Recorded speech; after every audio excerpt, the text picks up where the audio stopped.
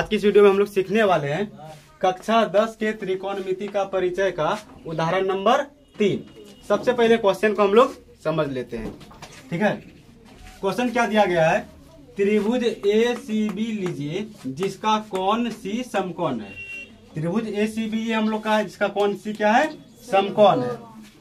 इसके बाद जिसमें AB बराबर 29 इकाई, जैसे हम लोग का कोई भी चीज का माप दिया हुआ रहता है सेंटीमीटर में, मीटर में, तो वो एक यूनिट दिया हुआ रहता है, लेकिन यहाँ पर इसका कोई भी यूनिट नहीं दिया हुआ, इसलिए यहाँ पर इकाई लिख दिया गया। ठीक है, तो किसका मान है रे? AB। तो AB का मान कितना दिया हुआ है? 29 इकाई। और BC का मान कितना दिया हुआ है?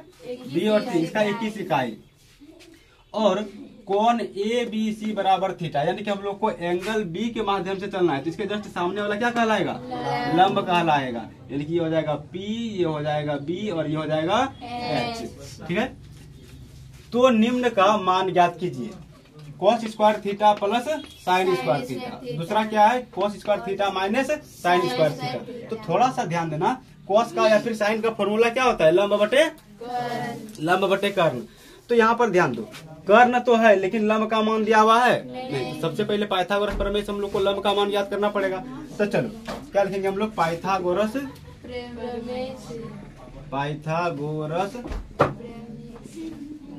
प्रमेय से लंब का स्क्वायर बराबर, तुम लोग को बताया गया था कि अगर यदि त्रिभुज के बड़े वाला भुजा का मान ज्ञात करना होगा तो इन दोनों का स्क्वायर को जोड़ना पड़ता है, और अगर यदि छोटा वाला का ज्ञात करना पड़ेगा तो बड़ा वाला में से छोटा वाला का मान घटाना पड़ेगा। तो लंब का मान ज्ञात करना है तो कर्ण का मान में से आधार का मान को घटाना पड़ेगा। तो यहाँ पर लिखेंगे कर्ण का स्क्वायर माइनस में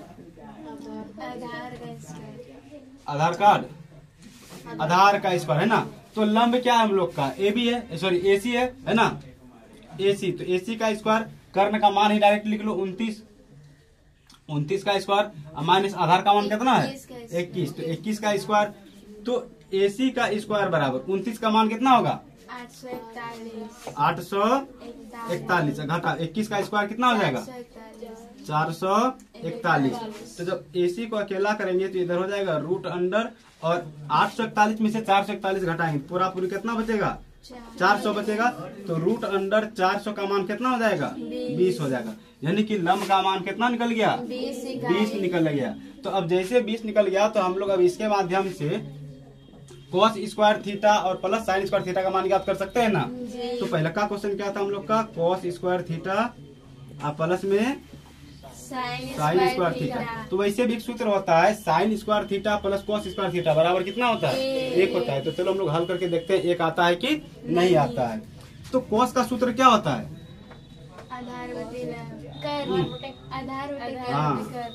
आधार बटे कर्ण। तो आधार क्या है वहाँ पर देखो तो? BC। आधार क्या है? BC। या कर्ण क्या है? AB। तो इसका स्क्वायर आप प्लस में साइन का सूत्र क्या होता है? लंब बटे कर्ण। तो लंब क्या है? AC। लंब क्या है? AC। और कर्ण क्या है? AB। इसका स्क्वायर देखो तो BC का मान कितना है? वहां देखो तो बहुत बढ़िया से 21 इकाई नहीं लिखना है। और AB का मान इसका स्क्वायर है तो इसका स्क्वायर है ना। इसके बाद प्लस AC का मान कितना है? देखो तो 20। अब बते ना। इसके बाद AB का मान कितना है? 29। इसका भी स्क्वायर। थोड़ा सा इसको इधर बनाएं। देखो तो 21 का स्क्वायर का मान कितना आएगा? 441। अब बटे में 29 का स्क्वायर का मान 841 प्लस है तो प्लस 20 का स्क्वायर का मान कितना आएगा? 400। 29 का स्क्वायर का मान कितना आएगा? 841। क्या यहाँ पर भिंजोड़ की तरह बन गया? तो क्या इन दोनों का एलसीएम सेम ही रहेगा? सेम का मतलब 841। तो इससे इसमें भाग देंगे तो एक के बार में कटेगा, 1 से इसको गुना करेंगे तो 441, और प्लस में ये भी यहाँ पर 400 ही रह जाएगा। तो जब इन दोनों को जोड़ेंगे तो क्या 841 और बटे में 841, ये वाला पूरे खत्म हो, इसका मान कितना आ जाएगा? तो ये हो गया हम लोग का पहला का नंबर का आंसर। क्या sign square theta plus cos square theta बराबर आता है ना? तो आ गया ना। इसके बाद दूसरा नंबर क्या है हम लोग का? Cos square theta minus sine sine square theta. तो उसी तरह से कॉस का सूत्र क्या होता है, देखो तो आधार बटे कर्ण, यानी कि आधार क्या है यहाँ पर देखो BC बटे में, अरे कर्ण AB। हाँ, अब स्क्वायर दे देंगे है ना, माइनस में लंब बटे कर्ण, तो लंब क्या है AC, बटे में कर्ण AB, इसका स्क्वायर। तो देखो BC का मान कितना है, ध्यान से देखो 21, AB का मान स्क्वायर है तो घटा है तो AC का मान कितना है, बटे 29, स्क्वायर है तो स्क्वायर। अब ये स्क्वायर का मतलब खाली इसी पर स्क्वायर है ना, दोनों पर स्क्वायर है, तुमको नहीं दिखता है।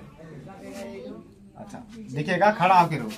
तो चलो 21 का स्क्वायर कितना हो जाएगा, 441, 29 का स्क्वायर 841, घटा 20 का स्क्वायर 400, 29 का स्क्वायर, यहाँ भिन्न घटाव के रूप में आ गया एकदम। ये नीचे वाला जो है बराबर है, सीधा हम लोग ऊपर वाला को डायरेक्ट घटा भी सकते हैं, ठीक है। तो ऊपर वाला को डायरेक्ट घटाएंगे तो कितना हो जाएगा, 641 बचेगा, बट्टे में 841, ठीक है।